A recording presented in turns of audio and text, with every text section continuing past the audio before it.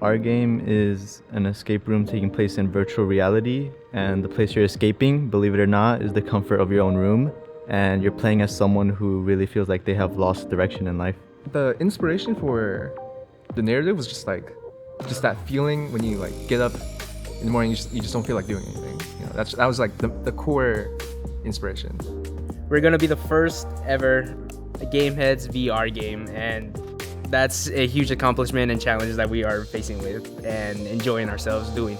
So we went through a very experimental phase where we were really just trying to lock down how the player would interact, whether it be no controllers at all or actually using controllers, just focusing on two main elements of the controller being grab and pinch, and seeing how we can experiment with that in our environment.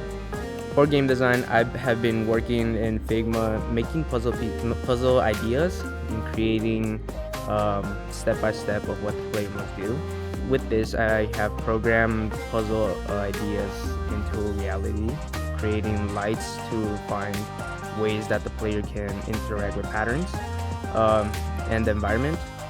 I have also worked with keypad and interactions, so the player can interact with XR hands, which is a huge part of the game.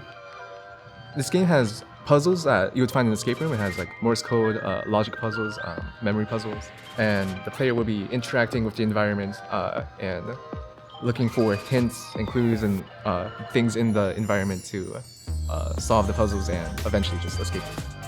So I see our game as more of a metaphor for putting yourself out in the real world, and it really captures this essence of procrastination because represented by these puzzles, because if you really stop and think about it, the player is distracting themselves with these nonsensical things just to avoid pushing open that door and walking outside.